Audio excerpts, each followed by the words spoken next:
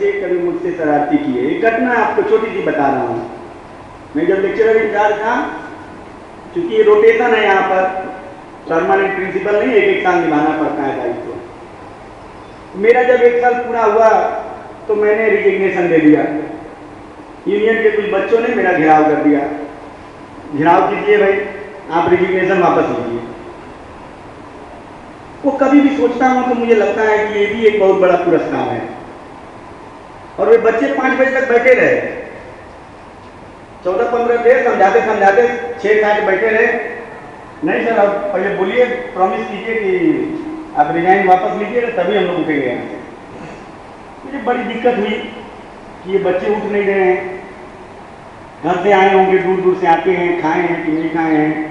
मैं कहा कि अरे तुम तो जानते हो मैं यहाँ अकेले रहता हूँ, मैं तो यहाँ भी सो जाऊँगा टेबल पर, फिर तुम लोग को भी दिक्कत होगी। तो फिर उसमें से एक को मैंने बुलाया कि एक काम करो, कुछ मेरे लिए भी लाओ और अपने लिए भी लाओ, पैसा लो और घर में जाकर बोलना, डांट पड़ेगी। सर जी का घेराव किए थे तो सर जी ने पैसा दिया, हम खाए हैं और पैसा मांग के लेके आना पिताजी से। तो बच्चों ने कहा कि ये तो डांट खाने वाली बात है सर, हमने तो डांट खाना, नहीं तो हमको छोड़ दो, मेरा टाइम पूरा हो गया है। लेकिन उसमें जो प्रेम था, तो एक लड़के ने कहा कि अरे देखें आपस में बात करा जाए, तुम नहीं जानता है तो यहाँ भी सो रहेंगे, यहाँ रुकने से फायदा नहीं है, चलो सर। तूने बोला कि ठीक है जाओ, हम कोशिश करेंगे, सोचेंगे, लेकिन एक मेरी दुनिया कुछ अलग है। वो मजबूरी में मुझे इंचार्ज में बैठना पड़ा, लिखने पढ़ने में थोड़ा मन लगता है, वो काम मुझसे नहीं हो पा रहा था उस समय।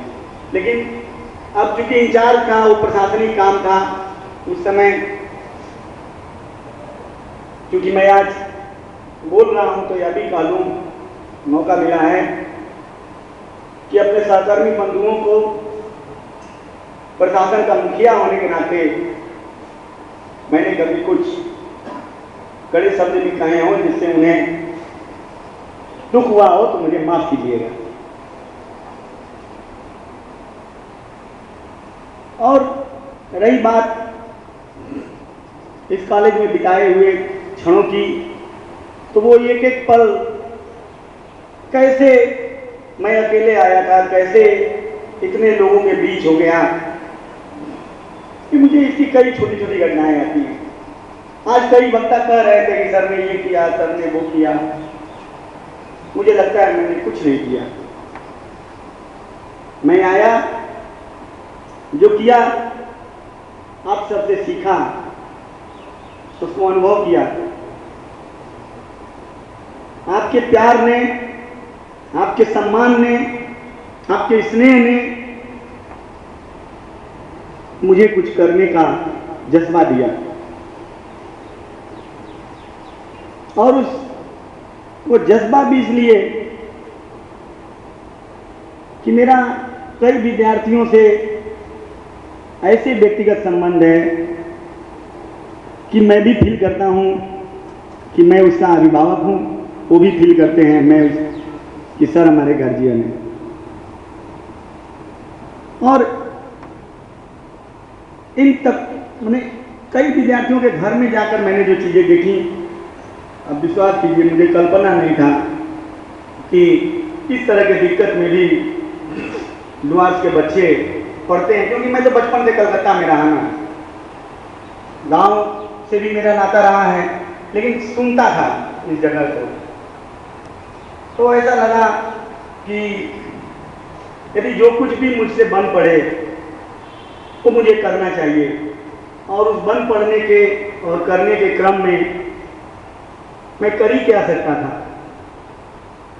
ना कोई मैं बड़ा पूंजीपति ठहरा, ना कोई नेता ठहरा, एकमात्र अध्यापक।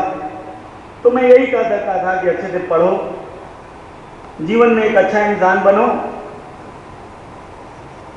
और मुझे खुशी है कि हमारे विद्यार्थियों ने मेरी इस भावना का पूरा सम्मान किया। मुझे कभी लगा ही नहीं कि मैं इस कॉलेज में एक अध्यापक के रूप में नौकरी करता हूं। मुझे लगा कि मैं किसी का छोटा भाई हूं, किसी का बड़ा भाई हूं, किसी का चाचा भी हूं, किसी का पिता भी हूं। एक विद्यार्थी ने मुझसे एक बार प्रश्न किया, वो यहां बैठा हुआ है, कि सर कभी भी हम लोग कहते हैं कि सर कुछ पूछना है, रविवार को भी बोलते हैं तो आप बोलते हैं घर आ जाओ। तो मैं अपने इलाके में बात कर रहा था, एक स्कूल अपने अध्यापक से वो बात कर रहे थे, विद्यालय में जहाँ से वो पढ़ा है। तो वो कहा कि सर उसके बाद मैं जिस निष्कर्ष पर पहुंचा, मुझे लगता है कि मुझे कभी लगा ही नहीं कि आप प्रोफेसर हैं। तो मैंने कहा कि क्यों नहीं लगा तुमको, मैं क्या करता हूँ, मेरी कोई दुकान है क्या, सामान बेचता हूँ प्रोफेसर में। तो उसने कहा कि नहीं सर, जितनी सहजता से आपके नजदीक पहुंच जाता हूं और जिस प्रकार अपनी जो जिज्ञासा है उसे भी शांत कर पाता हूं, वो एक बहुत आत्मसंतुष्टि देती है। तो मैंने कहा कि देखो, हर आदमी टीचर है, हर आदमी अध्यापक है, एक बना दिया गया है, सबका काम पढ़ाना है, जो प्राइमरी से लेकर और विश्वविद्यालय के स्तर तक का हर आदमी एक शिक्षक की भूमिका में है और हर स्टेज को पढ़ाता है। इसलिए हर स्टेज का आदमी उसी बराबर सम्मान का अधिकारी है। ऐसा नहीं कि कोई प्रोफेसर हो गया तो बहुत महान हो गया, सब बराबर है, सबको अपने कर्तव्य को समझने की जरूरत है। रही बात, कई पूर्ववर्ती वक्ताओं ने एक दो बातें कही, तुलसीदास भानुभक्त की बात बीच बीच में आई, शंकरनाथ जी बैठे हुए हैं यहाँ। मुझे जानने की एक थोड़ी जिज्ञासा जो रहती है, शंकरनाथ जी कहते हैं कि तिवारी जी ने बहुत बड़ा काम किया। मुझे लगता है कि शंकरनाथ जी नहीं रहे होते तो मैं भी वो नहीं कर पाया होता। शंकरनाथ जी ने, कई लोगों को पता है फिर भी कहूँ, बार बार मैं कहता हूँ, शंकरनाथ जी ने एक जयगांव समाज कल्याण संघ में प्रोग्राम के तहत मुझे बुलाया था। पहली बार भानुभक्त के बारे में कुछ मैंने वहां सुना और मुझे लगा कि ये तो बहुत अच्छी बात है कि नेपाली और हिंदी जब दोनों की आत्मा एक है, संस्कृति भी बहुत मिलती जुलती है, तो क्यों न इस पर एक ऐसा आयोजन किया जाए जिसमें पूरे भारतवर्ष के विभिन्न प्रांत के बुद्धिजीवी आए और हमारे बच्चे इसका लाभ उठाएं। और वो मैंने किया, वहाँ पर मैंने वादा किया था, बस एक उस वादे को मैंने निभाया। उस निभाने के क्रम में मुझसे जो हो पाया वो अनायास ही हो पाया।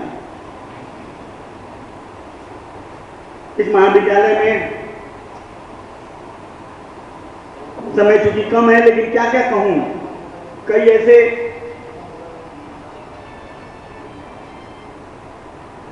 कर्मचारी अध्यापक बंधु भी हैं जिसमें कुछ विशेष हैं। दो एक तो ऐसे हैं, लगभग सारे से मेरे अच्छे संबंध हैं, लेकिन कुछ उसमें ऐसे हैं कि यदि वो उदास हो जाए तो मुझे खाना भी अच्छा नहीं लगता है। तो ये जो अंतरंगता है वो कहीं ना कहीं रिश्ते की एक डोर है जो बहुत मजबूती के साथ पकड़ी हुई है। मुझे तो लगता है यहाँ जब मैं आया था बहुत परेशान था, कोई परिचय नहीं था। पहले दिन आया, साहू समाज भवन में रुका था, 10 दिन लगा घर खोजने में। आज ऐसी स्थिति है कि कई ऐसे घर हैं जहां मैं महीनों रहूं तो मुझे कोई दिक्कत नहीं है। तो इस एक अजनबी व्यक्ति को इस जयगांव ने इतनी पहचान दी। संजय कह रहा था और एक किसी कोई कह रहा था कि कहीं हम लोग जाते हैं तो कहते हैं नंदी भट्टाचार्य कॉलेज से हैं, तो लोग कहेंगे तिवारी सर के कॉलेज से आए हो। ये सब आप ही लोग के कारण है, मेरे कारण नहीं है। क्योंकि आप सबसे जो कुछ मैंने समझा, जो कुछ मैंने सीखा, उसी का वो प्रतिफल है। एक हिंदी के कवि हैं, उनकी कुछ पंक्तियां मैं कहना चाहूंगा। मेरी स्थिति को बयां करते हुए, यूं ही कुछ मुस्कुराकर तूने, आप सबके लिए मेरी तरफ से है, यूं ही कुछ मुस्कुराकर तूने परिचय की वह गांठ लगा दी, यूं ही कुछ मुस्कुराकर तूने परिचय की वह गांठ लगा दी। था पथ पर मैं भूला भूला, फूल उपेक्षित कोई फूला, जाने कौन लहर थी उस दिन, तूने अपनी याद जगा दी, तूने अपनी याद जगा दी।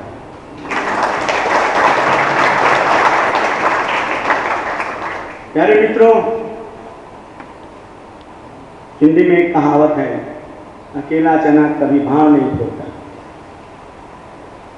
इतने विद्यार्थियों का, इतने हमारे अध्यापक बंधुओं का, इतने हमारे अशिक्षक कर्मी बंधुओं का यदि सहयोग नहीं मिला होता तो शायद मैं आज इस घड़ी में भी अनजाना सा होकर यहाँ से निकल जाता।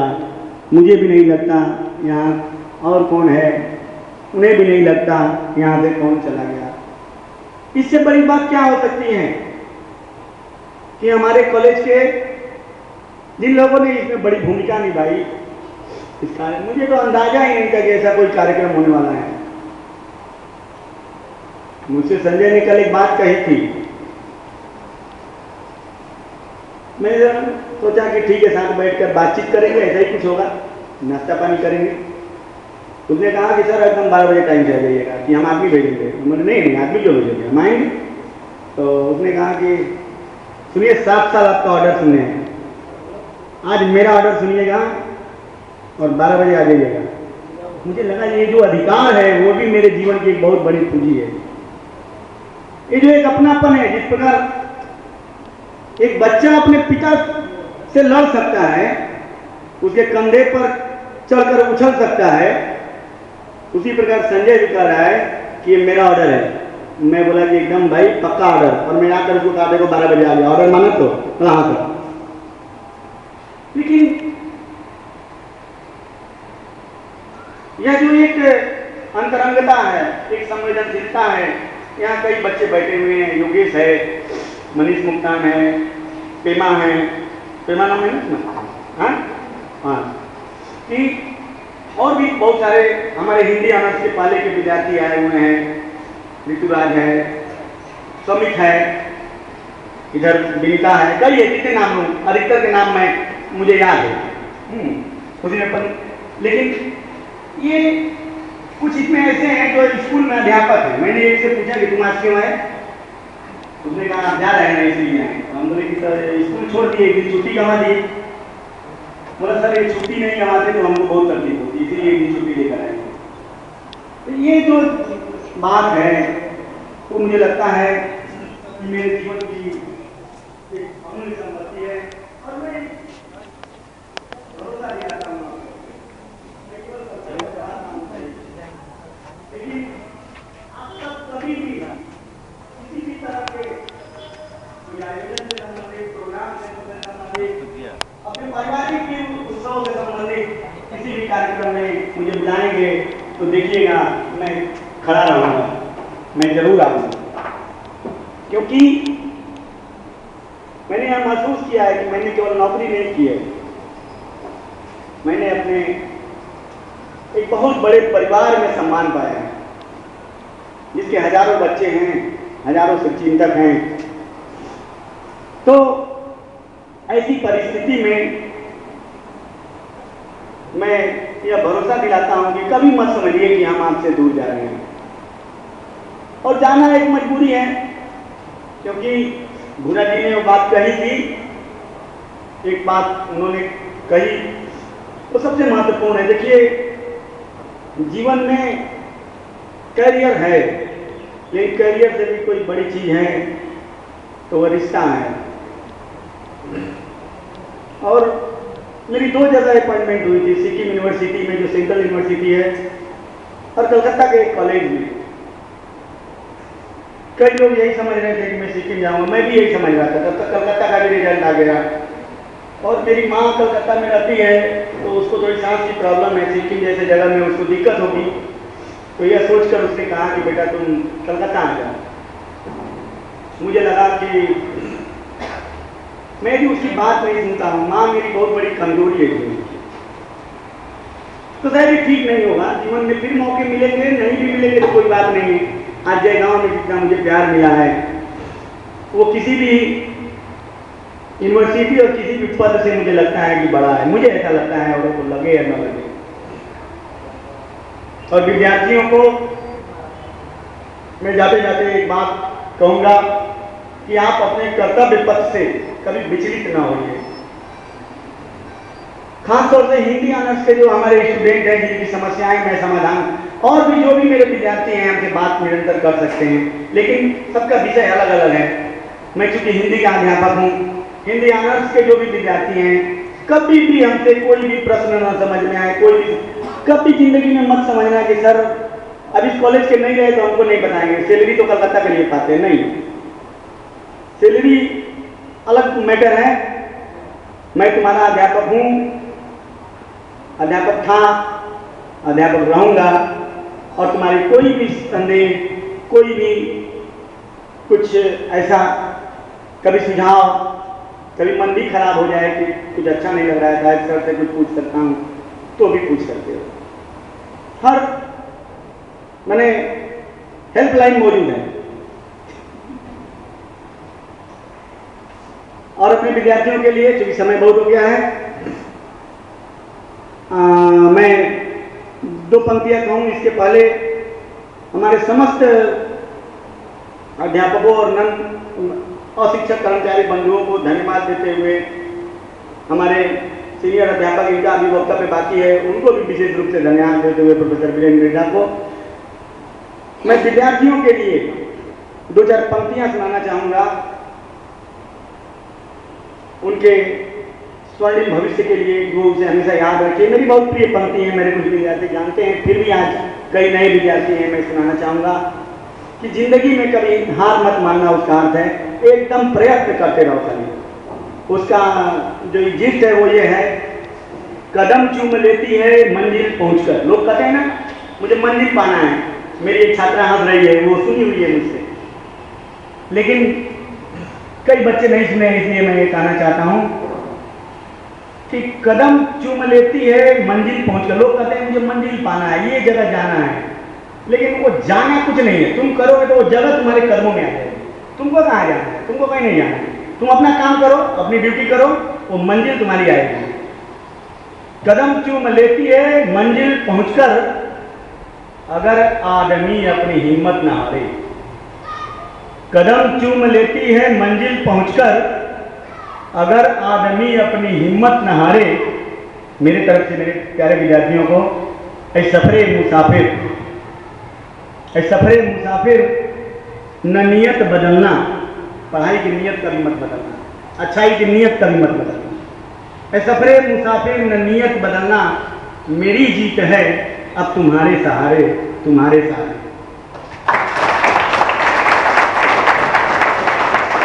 अंत में सभी को विशेष धन्यवाद, अपनी हार्दिक कृतज्ञता ज्ञापित करते हुए, प्रदीप दा हैं, आनंद जी हैं, राम कुमार जी हैं, सुधा जी हैं, पता नहीं कितने रिश्ते मुझे मिले। लगा कि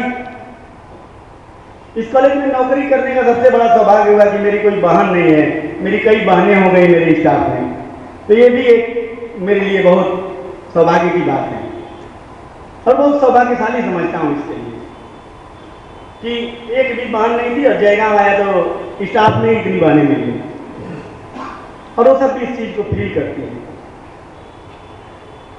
तो कई चीजों को समेटते हुए प्रदीप दा हैं, हमेशा लगता है कि मेरे बड़े भाई की भूमिका में रहते हैं।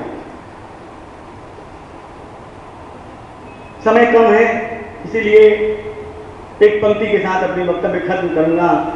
मुसाफिर हैं हम भी, मुसाफिर हो तुम भी, मुसाफिर हैं हम भी, मुसाफिर हो तुम भी, चलो फिर किसी मोड़ पे तो मुलाकात होगी। धन्यवाद।